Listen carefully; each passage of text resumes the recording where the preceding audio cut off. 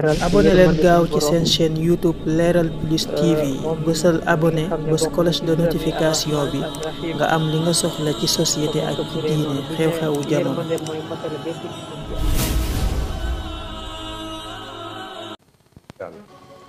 yu aljana xanaa xamoon ne dama la yàgg suivre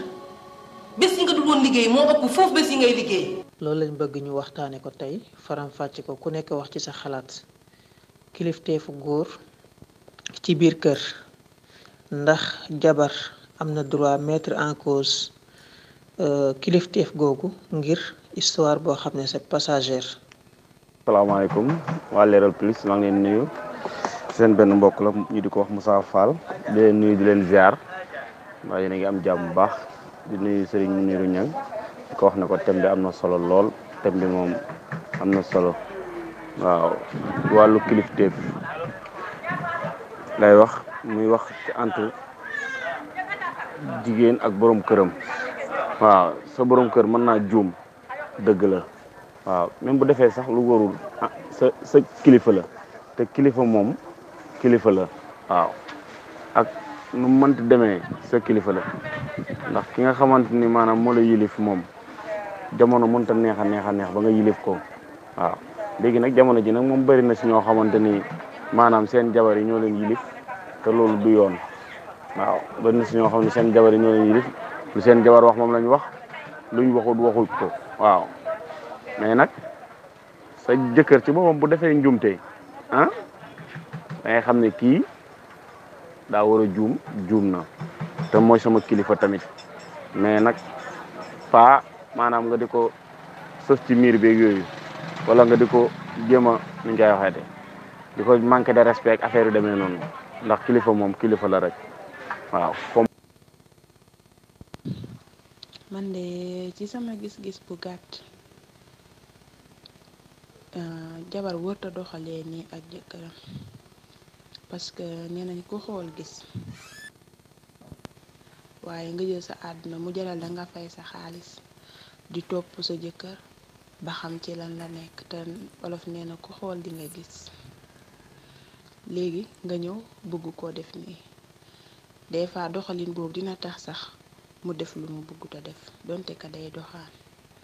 wërta tax nga di ko fàtt naan ko doo génn ak doo def nii loolu day tax mu def loo xamante ne sax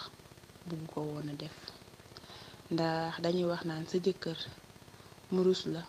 moo gën mu ragal la parce que bu la rusee boo ko wanee ginnaaw dina ne man kat su ma defee lii sama jabar gis ko dinaa am gàcc waaye bu fekkee dalaa ragal soo ko wanee gannaaw day def lu ko neex kon ñu fexe mu ragal góor tamit loolu du cëram man dama d'accord ne même que dangaa gis koo bëgg koo takk deuxième femme sax nga waxtaan ak sa jabar ne ko dama ko bëgg a takk bu dee sa jabar ku mën a maîtriser la nga dem waxtaan ak moom dox fu la kilifa daal day def yëfu kilifa parce que gis nit bëgg ko ñaari fan ñetti fan mënut a ñàkk nga ànd ak moom parce que balaa ngay takk nit foo jaar nga xam ko mais dem di ànd ak moom bay indi sa gel ci biir kër gi loolu bokkut ci respect bokkut ci kilifa. asalaamaaleykum wa rahmatullah Leral Plus ñu ngi leen di nuyu bu baax di leen ziar di am kontaan lool nag ci ñi participer ci thème bi ñëpp xam naa ne du ma mën a lim mais ñi fi jaaragum ñëpp soxna yeeg tabaarakallah am na solo lool waaye dafa am loo xam ne ñaar ñi dencante dañ ko war a bàyyi xel mooy ragal yàlla kenn ku ci ne su bàyyee xel na kat say jaamu yàlla la te kenn ku ci nekk am na lu war sa diggante ak sa moroom war nga bàyyi xel sa moroom d'abord loolu lépp li koy indi nag ba mu tege ci aw yoon mooy ñu bàyyi xel yàlla ku góor ki bàyyi xel yàlla ku jigéen ki kasalik loolu bu amee problème du bari wala du am léegi nag jamono ni muy doxee ak lu njëkkoon dafa wuute bu dee suñu mag ñi fa tabarakallahu ñoom dañu tënku woon ci charia ba lu ñuy def rek dañ ciy sóoraale suñu borom ba tax na duñ déborder waaye bu dee suñ jamono ji nag sama classe gi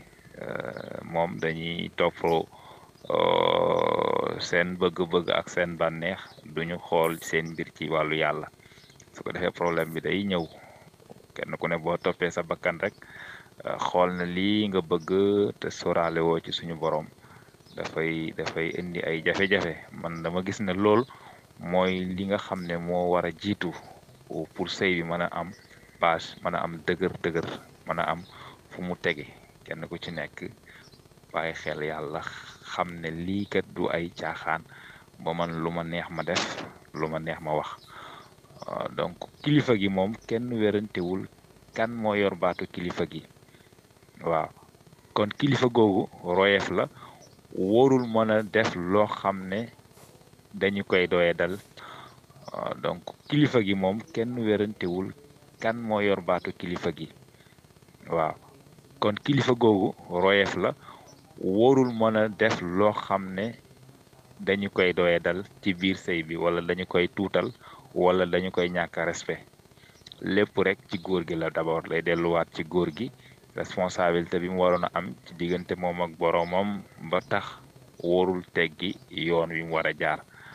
xam naa audio bi day gudd mais bu ñu ko toppee dafay gën a doy waar mais daañ ci gën a yaatalaat xoolaat waaye daal dëggantaan daal ragal yàlla gi daal moo amul ragal yàlla gi.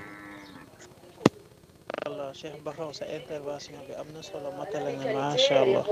tënk nga lépp buñ notee bakkan yi rek ku nekk say bëgg-bëgg nga am loo ci nangoo bàyyi ngir fekk si ka ca des rek su boobaa nekkeen bi mën a dem waaye bu loolu amul rek moom confrontation ci li ñuy dëkk il faut ku nekk bàyyi lenn ci say bëgg-bëgg ngir mën a ànd ak ka ca des moom it mu def noonu. salaamaaleykum waa Leral Plus maa ngi leen di nuyu di leen ziar te di leen jox seen wàccuwaay di nuyu ñu fi fekk ñëpp xaj mu niir ak ñëpp ñu ma fekk ci bunt bi gis naa thème bi tey ndax sa jëkkër war nga am yenn comportement yi envers moom ci yenn situation yi man dama jàpp ne même xarit même bu demul ci cadre jëkkër sa connaissance sax tey jii booy wax ak moom tu peux te faire comprendre mën nga expliquer li nga bëgg a wax mën nga wane que ni yow kontaanoo ci li nit ki def sans pour autant nga yuuxu dina la permettre nit ki déglu la bu dee nit la dina la permettre aussi tey jii sa communication wala kersa ba doxoon seen diggante dina fa rester. tey jii beneen comportement bu mu war a amaat dina ne kii de moom keroog ba ma kiiwee dafa ñëw wax ak man ci calme. waaw sëgam cadre xarit nag laay interpréter noonu waxuma la cadre borom kër ak jabaram ngeen baal ma góor yi nag sikki goo xamante ni bii yenn saa yi di ngeen ñu pousser à ce que ñu wax wala ñu am comportement bu ñu warul am waaye ba tey rek communication dafa doon lu am importance ci ñaari diggante que mu nekk xarit que mu nekk sëy pour man communication moo jiitu lépp et nit ki war nga mën a ak lu ngeen nekk xarit war na mën a am benn kersa bu tuuti bu dox seen diggante ba nga xamante ni nit ki lu mu war a dem defi ëllëg dina la xalaat même bu dee tuuti rek te loolu mënoo ko am ci ay yuuxu mënoo ko am ci ay gëddante série bi ñun dañ koy seetaan man dama koy seetaan mais man je me dis que ni tey jii laal na bu continuer woon dal ba mu commencé woon début bi borom këram mënu ma ne dina dem defi leneen de parce que commencé na ko ba pare mais bu demoon tey jii bay takk sax dina am tuuti kersa parce que début bi bëggoon na takk dëgg la mais amoon na tuuti kersa bu mu doon xalaat nu mu doon interpréter situation bi ak laala nu mu muñalee ak laala nu mu dalee loolu moo taxoon peut-être muy jël recul tout le temps mais instant bi wan na ko boppam ak yuuxu yi ce qui veut dire que ni kersa wala respect ba waroon am seen diggante amatu ca da ngay pousser nit ki à ce que li muy def dootu la ci xalaat dootu la ci seet man daal noonu laa gisee tamit tey bii may jégalu bu baax ci kàddu yi démb nag dugguma ci pour wax ci thème bi parce que dama xawoon jàpp tuuti rek ma ciy jégalu jaajëf. waaw wàllu kilifteef moom ci wàllu sëy góor moo yor kàddu gi ndax moom la ko yàlla dénk waaye nag jigéen liñ ko sant mooy mu topp boroom këram fii ak mi ngi nekk ci yoon. sant nañ ko tamit bu bëggee jàdd yoon mu delloose ko, waaye ban façon la ko war a delloose moo jara xool. waaye tamit kilifa dafa war a mat kilifa bay bañ a dugg ci yenn yi. est-ce que bu fekkee dafa def loo xam ne du jëf kilifa, est-ce que loola du dindi kilifteef gu mu amoon ci sëy? déedéet, ba léegi moo nekk kilifa, waaye teewul war nañ koo delloosi war ne ko lii nga def du noonu, ak façon bañ koy delloosee. waaye ci sama xalaat man gisuma ne kaa boobu war na tax rek ndaw si bàyyi respect bi mu amoon ci moom yépp, mel ni léegi nekkatul kilifaam, mel ni sax mbir yi dafa soppeeku, di ko xas ba ci sax di ko def ci kanam njabootam. kooku moom nekkul loo xam ne lu jaadu la. bépp jigéen bu koy def yaa ngi lor sa njaboot, nga xam ko ak nga ñàkk koo xam.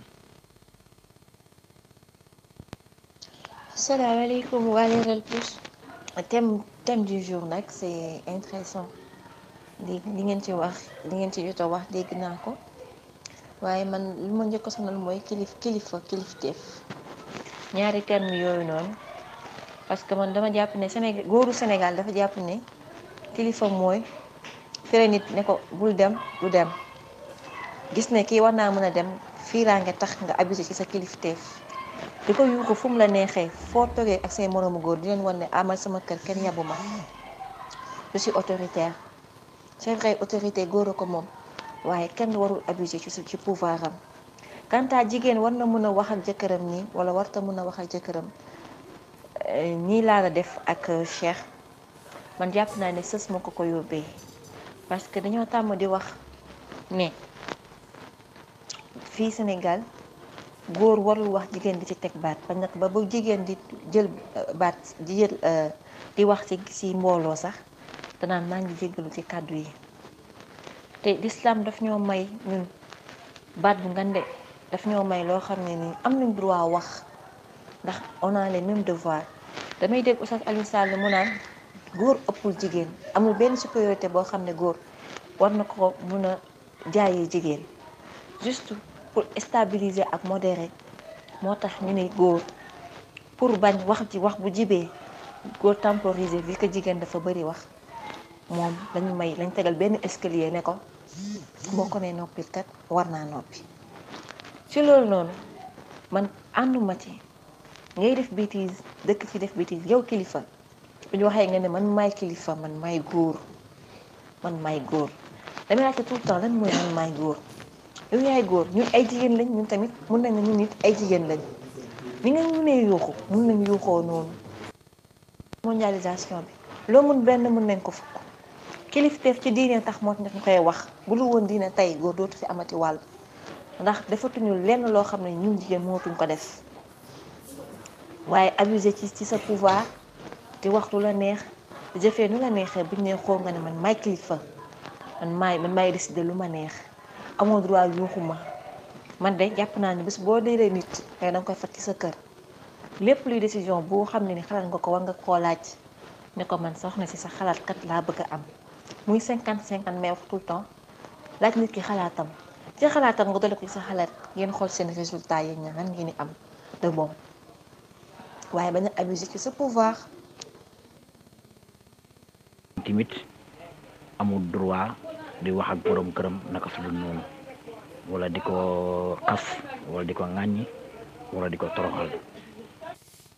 ki nga day kilifa jigéen tekkiwul ne moo ko gën de, waaye dafa tekki rek yàlla ko def mu féetee kaw rek, yàlla moo ko def maanaam faddalallahu bihi, kon du moom du nga ne boppam. beneen bi ci des mooy ne bi ma anfaqu min amwalihim, waaw loolu nag léegi bu dee dafay dañ, bu dee góor gi moom dépensé tul, góor gi mooy jigéen gee dépensé, wala boog sax góor gi am na mu bindoo ba nga xam ne ni mu war a caractère bi mu waroon a am amatu ko, wala boog gëdd gi mu waroon am, crédibilité bi mu waroon a am ci kanam gi jigéen gi amatu ko, boobaa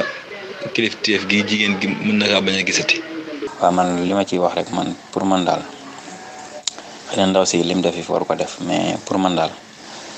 waaye ji moo matul kilifa, parce que kilifa dafa am na war doxale, parce que kilifa moo war a jëkk jaar ci yoon kilifa moo war wane bon exemple, mais kilifa daal am na lu bare loo xam ni waru ko, parce que ñi yilif ci moom la ñuy xool, parce que boo nekkee kilifa am na loo xam ne lu bare da nga ko war a bañ, même bu fekkente ni yow da nga war a topp sa bakkan, loolu da nga waroo ko def, sa bakkan warul jaral dara. waaye nag man li ma gis waa ji dafa topp bakkanam ba bakkanam bi mu topp bànneexu bakkanam la jënd kilifteefam, parce que instant bi ndaw si mënatu ko jox cër, mënatu ko respecté. Pour man ndaw si donte ndaw si li mu def du yoon, waaye waa ji faute bi mu def faute bi dafa rëy, parce que